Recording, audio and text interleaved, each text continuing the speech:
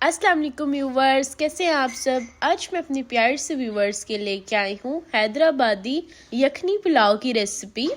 खुशबू ऐसी कि दूर दूर तक फैल जाए और जायका ऐसा कि ज़ुबान पे ठहर जाए।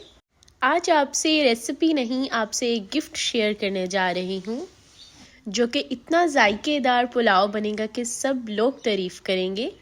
आज मैं अपने प्यारे से व्यूवर्स के साथ शेयर करूंगी बिल्कुल स्ट्रीट स्टाइल कराची की फेमस बीफ यखनी पुलाव की रेसिपी।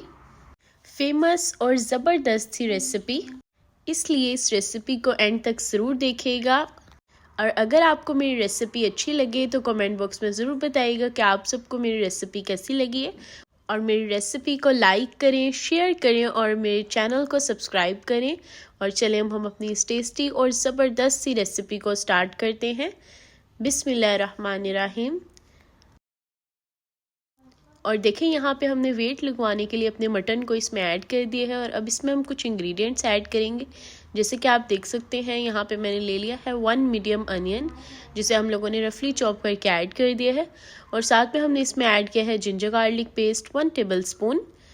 और जिंजर गार्लिक पेस्ट ऐड करने के बाद हम इसमें कुछ खुशबूदार से स्पाइसेस ऐड करेंगे जो कि हमारे बीफ पुलाव को और ज़्यादा इन्हांस करेंगे। यहाँ पे देखिए, मैंने सिनेमन स्टिक ली है 1, क्यूमिन सीड्स हमने लिया है 1 टीस्पून, फेनल सीड्स हम लेंगे 1 टीस्पून, कोरिएंडर सीड्स लिए हैं 1 टीस्पून, ब्लैक पेपर वूल ऐड करेंगे 1 टीस्पून और स्टार एनीस हम ऐड करेंगे 2-3। और ये हमने ऐड करने के बाद हमने इसमें ऐड किए हैं बे लीव्स 3 to 4 पीसेस। और अब ये सब हमारे खुशबूदार से स्पाइसेस ऐड हो चुकी हैं। अब हम लोगों ने इसमें ऐड कर देना है वाटर 4 कप।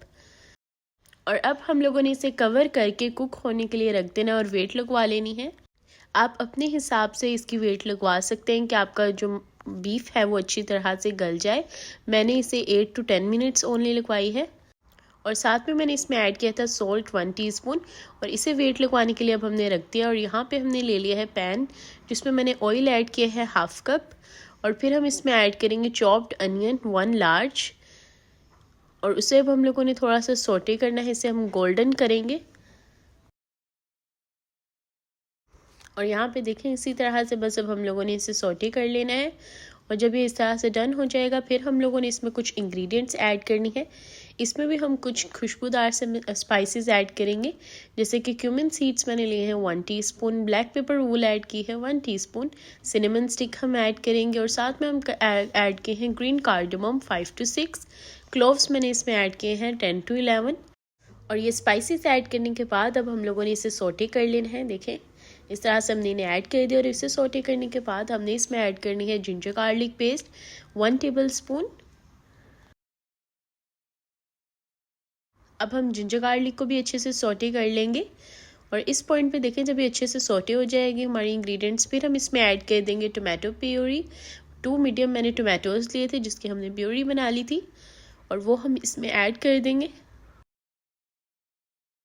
और देखिए, टोमेटो प्यूरी ऐड करने के बाद हम लोगों ने इसे सोटे करने के बाद ऐड कर देनी है ग्रीन चिली चॉप्ड 4 to 5 मैंने ग्रीन चिली ली थी, उसे मैंने चॉप कर लिया है। आप इसमें पेस्ट भी ऐड कर सकते हैं, मैंने यहाँ पे चॉप्ड ग्रीन चिली ऐड की है। और अब हमने इसे भी सोटे कर लेना है। और सोटे करने के बाद अब इसमें हम लोगों ने कुछ स्पाइसेस ऐड करनी है, जैसे कि अब आप यहाँ पे देख सकते हैं। यहाँ पे मैंने सॉल्ट लिया है 1 टीस्पून, आप अपने टेस्ट के मुताबिक ऐड कर सकते हैं। और सॉल्ट ऐड करने के बाद इसमें मैंने ऐड की है ब्लैक पेपर पाउडर 1 टीस्पून। हम इसमें रेड चिली पाउडर ऐड नहीं करेंगे, ब्लैक पेपर पाउडर हमने 1 टीस्पून ऐड किया है। और इसी के साथ हम ऐड कर देंगे रेड क्रश्ड चिली 1 टीस्पून। और साथ में हमने इसमें ऐड कर दिया है कोरिएंडर पाउडर 1 टीस्पून। और ये सब स्पाइसेस अच्छे से ऐड करने के बाद हमने इसे अच्छे से मिक्स कर लेना है। इस तरह से देखें, इस तरह सब हम लोगों ने इसे अच्छे से सौटे करके जब हमारी डन हो जाएगी। और अब हम लोगों ने इसमें ऐड कर देना अपना बीफ, जो हमारा अच्छे से कुक हो चुका है, गल चुका है। जैसे कि आप देख सकते हैं, यहाँ पे हमारा अच्छे से गल चुका है। और अब हमारा बीफ जो है वो ऑलमोस्ट डन हो चुका है, ऑलमोस्ट हमारा गल चुका है। अब हम लोगों ने यहाँ पे देखें, जो हमारा मसाला रेडी किया है उसे हम थोड़ा सा सौटे करेंगे, अच्छे से भून लेंगे। और देखें, जब इस तरह से ये हमारा अच्छे से भून जाएगा, फिर हम इसमें ऐड कर देंगे अपना बीफ। और बीफ ऐड करने के बाद अब इसे भी हम अच्छे से भूनेंगे इसमें, कि इसकी जो स्मेल है वो फिनिश हो जाए। और देखें इसी तरह से बस अब हमने इसे अच्छे से मिक्स कर लेना है।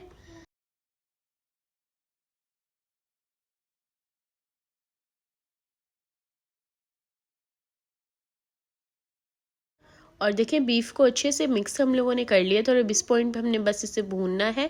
और भूनने के लिए अब हम लोगों ने इसमें ऐड कर देना है योगर्ट हाफ कप। और योगर्ट ऐड करने के बाद अब हम इसे मज़ीद अच्छी तरह से भूनेंगे 5 to 6 मिनट्स के लिए।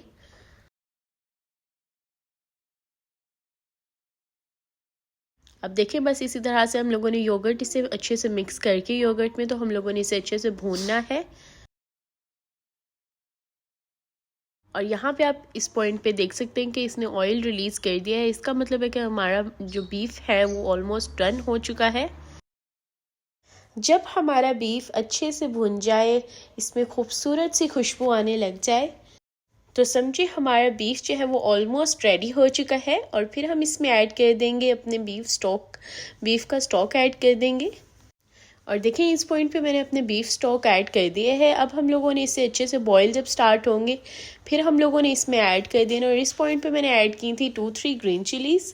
और इस पॉइंट पे फिर जब इसके अंदर बॉइल्स आएंगे फिर हम लोगों ने ऐड कर देने हैं अपने सोक्ड राइस, जिन्हें हमने सोक करके रख दिया था, तो वो अब हम इसमें ऐड कर देंगे। और अब हम लोगों ने इसे कुक करना है अच्छे से। और जब इसका वाटर जो है वो ड्राई हो जाएगा फिर हम लोगों ने इसे रख देना है दम पे। जैसे कि अब आप इस पॉइंट पे देख सकते हैं कि इसका वाटर जो है वो ऑलमोस्ट ड्राई हो चुका है। अब हम लोगों ने इसमें इसे अच्छे से रख देना है दम पर। ये देखें इस तरह से अब दम पर हम लोगों ने इसे रख दिया है। अब हम लोगों ने इसे दम पे रखना है 10 मिनट्स के लिए।